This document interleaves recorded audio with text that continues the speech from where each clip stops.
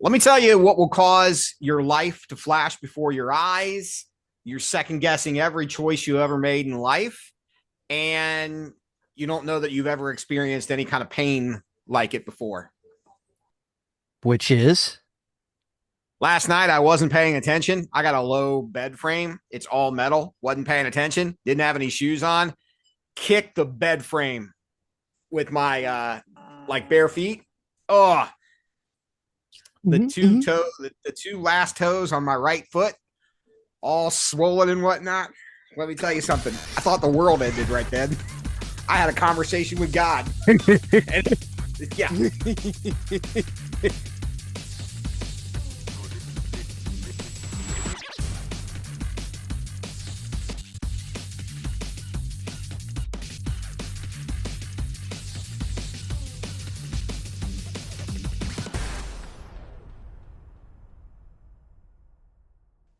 Welcome into another edition of What's on Your Mind. Stephen Lewis, he's Mike Swift. We just, That'd be me. we just talk and complain and, pick a topic or pick something that we're thinking about and go from there. Two And old crotchy radio guys talking about absolutely. Hold on. just Get off my lawn. Oh, wait, it's raining. Anyway, there uh, you see that just shows right there. He was yelling at his wall. I know. I just, There's nobody on your lawn, nobody on my lawn. you old I bastard. guess it's my turn to go first. So what's on my mind tonight, two things. My dog, or I should say my late dog, is one of them. And the other is we live in a world now where everybody makes assumptions without without having facts. You know what I mean? And I saw this thing come across. I'm not going to get political, but the Epstein files has been everywhere, and it's been everywhere for a couple of years, so it's not like that anything new. But I saw a meme come across that I think I shared and posted last week, called, which I'm assuming somebody probably thought it was about them personally, but it wasn't. There was a meme that said, there's always three sides to every story. There's each person's version and the truth, which, Hmm. I agreed with because I was just watching people like either condemn people or defend people for being in the Epstein files. And I'm like, I think some of that we'll probably never really know 100% what happened, but I think you can apply that to whatever aspect of your life is. And if you scroll through your feed, and you see it all the time with famous people and celebrities and whatnot, people will comment and draw conclusions and say the meanest things without having both sides of the story. They just, because they got one person's perspective, they are in full blown vengeance mode. And, and I think that's probably a problem. I think social media has caused us to not necessarily listen or get all the facts before we make assumptions about necessarily anything. So if we're going back, this goes back to the first part of September. And I've got a bit of a medical condition that I have that I don't really want to disclose because I haven't four people know the exact story, and I have not figured out necessarily what path I'm going to take yet. So therefore, I have decided on purpose to not disclose the entire story, but save it to say, I don't know if you've ever experienced anything like this, but on the weekend that I picked up my dog's ashes, a lot of shit went down. I had a wedding that Saturday that I picked up his ashes, and I remember like the wedding was a decent distance away. So I remember kind of being rushed. I went and grabbed his ashes, and then I brought him home, and then I pretty much immediately had to shower, change, and go do this wedding on that Saturday. And I remember not feeling great. I should preface this with uh, since I was a freshman in high school, I've always suffered from migraines. Never known until now, never known what the exact cause of it was, but I've always suffered from migraines. And some of them have been bad, some of them I've just push through and work through and everything. And it's not been a big deal, but it's been there. It's been a lingering problem. And I tried every drug on the market and nothing ever worked, which again, now I know why. So I ended up that weekend, I wasn't feeling great at the wedding, but I got through the wedding and I remember coming home and like I was sweaty, but I didn't think anything of it because I just came from a wedding. And, you know, when people are dancing and you're in a room and you're wearing a shirt and tie, sweat happens. So I got home and I'm like, I'm just going to take a shower and go to bed. And I took a shower and I went to bed and I woke up the next morning. And there are times where I used to have symptoms of a migraine, and I had the warning sign for me was always like a vision blur. They call it an aura, but I couldn't see all of everything. And then I knew that like there was going to be a migraine problem that was going to happen after that. So this particular weekend, I woke up that Sunday morning and my head was pounding, but I had just thought that I slept through the migraine symptoms. So I didn't think anything of it. Didn't do much that Sunday, just kind of lounged around. And then I had to work morning radio in Cincinnati the next Monday. And luckily, I have the luxury of being able to do that from home. So I don't necessarily have to commute in order for that to happen. But for whatever reason, I remember going to bed early that Sunday night because I just didn't feel great. And I woke up for whatever reason at like 4 something in the morning. And I noticed when I got up to get something to drink that my internet was out. Everything was red and nothing was connected. And I was like, oh, well, that's not good. So I called and they said, well, you do have an outage in your area. We expect to have it repaired by 7 o'clock. And I'm like, I got to be on the air at 6. 7 o'clock's not going to work for me. So I got in the car and I drove to Cincinnati. I did all my morning stuff and left right after that. But I didn't feel great the entire morning. I couldn't stay hot. I couldn't stay cold. So on my way home, if you know anything about 75 in Ohio, it's pretty much a straight shot all the way up.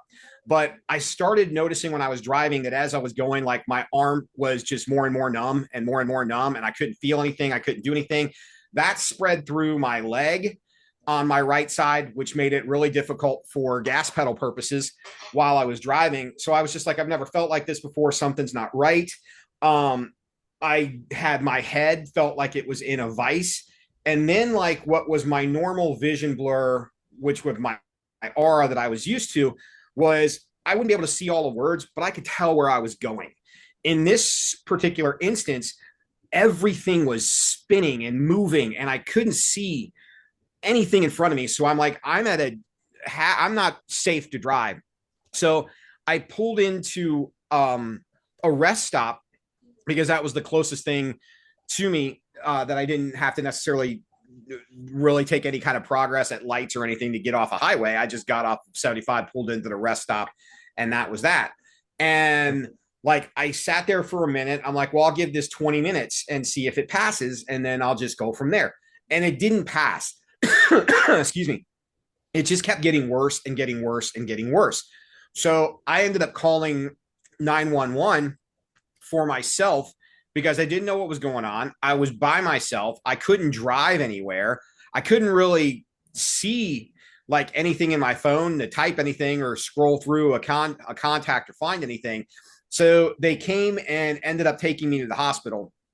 And I stayed in the hospital. They initially called it a stroke and ended up doing CAT scan that came back inconclusive. They ended up doing a bunch of other tests and they had me like just, there in bed. And I ended up staying the night because they thought it was a stroke. They wouldn't release me necessarily right away.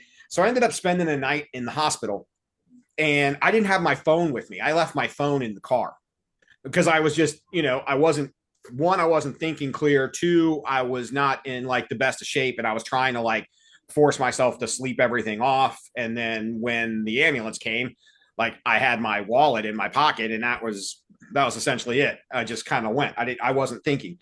So by the time I had gotten back and figured out a way to get back to my car the next day and collect all my stuff and figure out what was going on and figure out what had happened in the day and a half essentially that I had missed in my life, I missed all these calls from people and from other people wanting um, my some of my dog's ashes, which I just hadn't dealt with. And it kind of pissed me off a little bit because there was just this assumption made that I was this morally cruel, heartless villain that was not um, going to share something that I didn't really necessarily have to share. And I was pissed about it because nobody bothered to ask me how I was, or why didn't you return a call? Why didn't you return a text? And the the more that being ignored happened, the more pissed off that I got. And fast forward to I guess 6 or 7 months later, I had another episode. And when I went to the hospital, they figured, or the doc, excuse me, I did not go to the hospital. When I went to the neurologist, now I kind of know what caused everything and what's going on. But when they said stroke, I just kind of left it at that because my grandfather had strokes, and it was a massive one that took his life when I was in 6th grade. So I just figured, all right, I'm getting older now. It's hereditary. This is going to be more of a problem. It is what it is. And left it at that. So my problem with all of it is because somebody wanted something from me and I didn't. Now, the argument can be made that I should call after the fact and say, hey, I'm very sorry.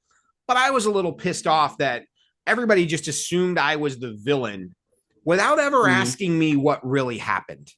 And I think that's Mm-hmm. something that people do, not just me, take me out of the equation. I think that's something that people do a lot, Mm-hmm. especially now in today's world. I think people just assume something or they think what they want to think, and without having the whole story, fly off at the mouth or fly off at the text or fly off at the post without, you know, thinking it through. And I'm guilty of this. I've done it before, certainly in the past. I'm far more conscious of it now than I probably would have been 10 years ago, maybe. Right. But, it's just kind of like, it's just, that's what's on my mind because it's sad to me that that's the world that we live in. And I think it's worse. It's one thing with strangers who do it because, whatever. There are just some people that you live rent free in their heads for whatever reason. And it's more of a big deal for them than it ever is you. But I think that we just have a problem now without, especially when it comes from people that you know well or you care about. When, I just feel like we don't get the whole story before we assume. And that's where I go back to the meme that I saw. There are always three sides to every story. And Yeah. I think everybody, you know, both sides of those stories are each person's perspective. And from their perspective, they think they're right about it. And from the other perspective, somebody thinks they're wrong about it. But it's just sad that that's where we are now. You're kind of touching on it. It seems like human nature when you think you've got enough of the story to react, and when in reality, it might only be a minute piece of the story. I mean, I know I can think of at least 3 or 4 incidents in the last 2 years in my life where someone had a perception of something about me and ran with that perception and think that they're 100% accurate when reality you've only got a small piece of that story, and because you've got that small piece of that story you think you've got a bigger piece of that story, Right. when in a reality if you zoom out you don't have 100%, you've got a tenth. Right. But it's enough for your satisfaction. It's, my goodness, you've got enough for your uh Satisfaction. satisfaction. My God, I don't know what the heck, man. I couldn't like think straight for a moment. I Perhaps I swear. perhaps I passed on my head condition to you. No, but it's the simple fact that you think, oh, this is good enough for me. I've got enough fact to run with my own story, and it's just not the case, but it's human nature to do that. And Um, I think sometimes people need someone to be the villain so bad that they don't want to look at what caused them to be the villain. I can understand that. Which is, it's just a, it's not a good place to be. And it's just, but we do it all the time. Like it's just on everything. Yes, yes. Which funny, it's interesting that you bring that up because that almost transitions right into my what's on my mind. No kidding. A transmission, a segue, if you will. A segue, sir. We're doing one of those. Those happen in the radio industry all the time. Well, by all means, seg away. Well, I will. No, mine it actually what opened up my thought about this was the Nancy Guthrie case. For those who don't know who Nancy Guthrie is, she's the mother of Savannah Guthrie. Yeah. Yeah, the NBC Today show, who's been missing for about 5 weeks now. First of all, I mean the fact that someone in this country, in the age of technology and everything else that we have, for someone to go missing, um, it's sad. It's really sad. But honestly, that isn't necessarily what's on my mind. What's on my mind is the amount of blatant misinformation that you see swirling around that case. 5 years ago, if you went on, let's say, Facebook, for example, with false information, you could be banned. Yeah, for sure. And since the change in our government, those things aren't a thing anymore, and it's sad. For example, a lot of those things that would get you banned from social media in the past, they're just allowed. It's the wild wild west again. On social media, and it just really bothers me that people knowingly give false information to be destructive, and it just really it upsets me that first of all that there are people out there like that in the first place, but then it's not being policed anymore. Well, no. And you don't know, because it's not being policed, you don't know what to believe anymore. Mm-hmm. And that's part of the problem, because now if you don't like the truth, you can You can make up your own. You can make up your own and find 100 other sources that'll back you up, because, it's, and I think that's what nobody wants to address with the news. If you look at the thumbnail and if you look at the headline, that's what causes the click. That's what causes the like. That's what causes the interaction. And that's what they go for. And that's been the problem since social media has come into play.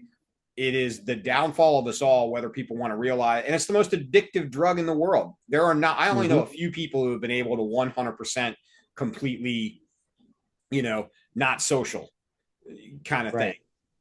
But it's to the point where now you just click whatever you want. You click, and whatever gets you likes, whatever gets you clicks, that's what it is. You don't have to be right anymore. You just have to have a storyline that somebody's going to be interested in. And that's where the problem is. Like, I know people who hate CNN. And there was a time when CNN was a very trusted news source. If you go back to even the first Gulf War, or the Gulf War that W started for us in Afghanistan, CNN was a trusted news source. And now people who don't like CNN's opinions found the trusted news source. And again, I don't know which one is right or wrong. I truly don't, because we're back to three sides of every story. I don't, you know what I mean? I draw my own conclusions. I Right. try to find a lot of information or whatever. But I think there was a time, and I use this example when I was on the air once, and I use this because I think it's safe to say that nobody necessarily likes the way the pandemic was handled on whatever side of the political coin you were on. But a lot of Yep. that was everybody from news outlets to the government to normal people. Everybody was stoking that fear fire in some capacity or another. And nobody wanted to listen because if it didn't apply to them, they didn't feel like they had to listen. And Right. and I think there were very much people that COVID-19 did not harm at all. And they were probably 100% fine. But there were also a lot of people that COVID-19 was very dangerous for and very deadly for. So the people who didn't want to follow the guidelines versus the people who felt like they had to follow the guidelines. But I think if you go back to a time like my mom, in my house, we watched Peter Jennings. In my grandma's house, my grandma liked Tom Brokaw. The story was the exact same. It was just the method of delivery. Whole And different. I Yep. think if the pandemic would have happened then, and Peter Jennings would have came on the air and said, "Hey, this is going to be bad. You need to follow these directions and you need to do this for a few months and then we'll be all right." Everybody would have went, "Shit, man. Peter Jennings said this is going to be bad. I'm going to do what Pete says." And it would have been Right. different. And now people went, "Not trusting that. It's fake news. That's this. That's that." I mean, Right. and that's the situation that you're in now. Nobody has the full story. Everybody just assumes and spreads whatever they want out there. And it's just not, it's not a good place to be. But I don't have the solution of how it's going to get any better. And there was a point in time where Mark Zuckerberg was actively speaking out about misinformation and how it was going to be cracked down upon. And once Trump got back in office, Zuckerberg got in bed with Trump. And a lot of those mechanisms against false information went away instantly Yep. because he kind of had to.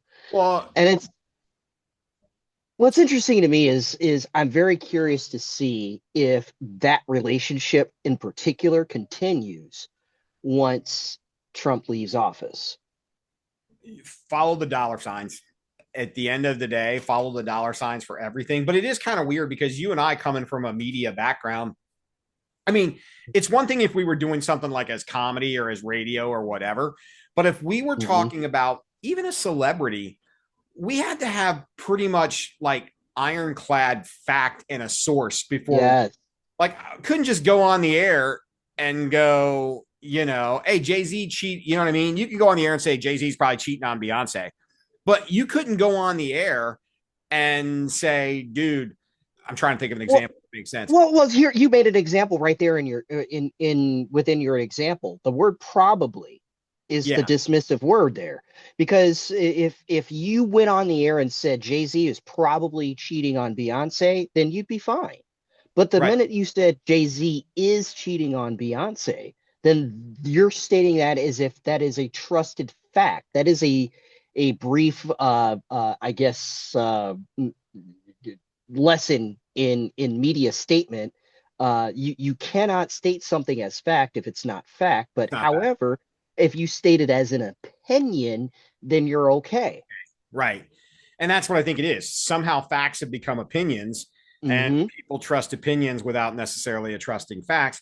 And I think there's questions that everybody wants answered that we're never going to answer and we're never going to get the answers to. And There, I'm sorry. Go ahead. no, and I think that, but I think it's dangerous when you trust opinions over facts, or even worse, you make your own assumptions and you assume. It doesn't lead to anything good. It leads to drama. It leads to broken Mhm. relationships. It leads to more distrust. And it's just a very bad place in general to be living in. It's sad that the very thing that we use as a tool, even here with this show, is the very thing That is an issue Yep. in our society today, but Yep. yet here we are using it. Yep. Absolutely. 1000%. No, So, it just bothers me that for an example, that someone who is trying to find a loved one who has gone missing can't get the type of helpful information that they would need because there's so much BS, oh, yeah. false, purposely false information. Like, do you know how many times I've gone on, like, every day, at least 3 times I've gone onto Facebook and there's, in my feed, uh, Nancy Guthrie's been found, everything's good. Like, no, Yes. Yeah. I know she hasn't. And that's sad. And that's got to be sad for A, someone who's got a loved one missing, and B, someone who works in the media themselves to see, to A, know what goes on behind that curtain that the common person doesn't get a common glimpse behind. But to know those common practices and still see the BS behind it, God, that's got to be Yeah. I it's got to be imagine. tough to process. It's 10 times as hard when you work in the media, let alone it be over someone who you love and know personally. It makes it so much worse. It really truly does. I remember my first sadly my first Luther Vandross phone call. And when I mean about Luther Vandross is one of the many celebrities who has quote unquote died in the media world more than once. Yep. For some reason, there had been that and the guy that was from the Godfather movies. I can't remember his name. Because he used to show up on Johnny Carson every once in a while and go, I'm still not dead. The very first time I was still at the Fox at TCF in Saginaw. I was working an overnight watchdog shift, which I touched on those. I touched on what that is last episode, where basically my job is to sit at the radio station while a satellite show is running and make sure all the commercials run and make sure that the station doesn't go off the air. But I got a phone call and somebody said, "Oh, did you hear Luther Vandross died?" And I remember going, oh, "Wow, that's crazy." And this is before social media. And I remember my knee-jerk reaction was to, "Oh my God, I want to be the person to break this news to the rest of the Tri-Cities," because of course, I wasn't Sure. talking to the world, but for me to be informational and be the first with that information, that's pretty huge. And especially when you're looking from a media standpoint. But then a second thought crept in and went, what if this isn't true? Oh, yeah. And Then you came on the air and said it's somebody pretty died. huge if I would, yeah, that's pretty huge to go on the radio and to say that someone died and to find out that it wasn't true. And I went, you know what? Love to be first, but let me make sure that this isn't fake. And if I find out it's fake and I'm not, or if I don't, if it's real and I'm not the first, then you know what? I'll be the first for somebody. And that was literally my take on that. Was if I'm not the first for everybody, I will be the first with this news for somebody. So I left it alone. And That's of course, I found out later that that wasn't true. But that's that same premise. You can get in a lot of trouble yep. going on with information, and in this world, it's so dangerous. It's so dangerous. The first thing, sadly, the first thing I do if I get celebrity dead news, the first thing I check is TMZ. TMZ broke Michael First thing is Jackson. they did. And I know Harvey Levin is not going on with false information on his websites ever. I was on the air when Prince died, and I remember like checking everywhere because the last thing I wanted to first it stopped me in my tracks when I found out Prince died. I was Yeah. like, damn, Wait, what? yeah, Yeah. like that one hurt. Prince I and remember where I was with Michael Jackson. I was in a recording studio. I was recording a demo with my band I when Michael Jackson died. was on the air when Prince died. I was on the air when Chris Cornell died, and I was on the air when Chester Bennington died. Like Oh wow. one of them, every one of them, I was on the air for, and like and those are the three to this day that I'm still like, damn, like that punch to the gut. Like See, all I've never been on the air when a celebrity actually passed. And again, it's one of those crazy situations because if that were to happen, your first job in that situation is to find out 100% is this information true? Because if it is, I've got to go on with it. yeah, I've got to talk about this right away. yeah, And it's ugh, yeah. But we don't do that. I We live in a world now where everybody assumes. And I remember like all the stuff that happened when somebody did die. There's so many assumptions that people don't know the whole story for. And I mean, again, we didn't even know the whole story at the time, mhm. like a lot of the times, and you still don't. So it's just interesting the world we live in now, and just the amount of people who just assume without facts because it's either what they want to believe or what they feel like they need to believe, or maybe they just want to hate. I don't know. This country, this world, the degree, the temperature of the world in general right now, it just seems like it's easier to lean towards what's hateful or fake rather than trying to get fact. And I guess at the end of the day, it's easier to lean into the fake information because sometimes getting fact takes a little more effort. Oh And yeah, just be honest, this day and age, we're all lazy. I know I am. this is true.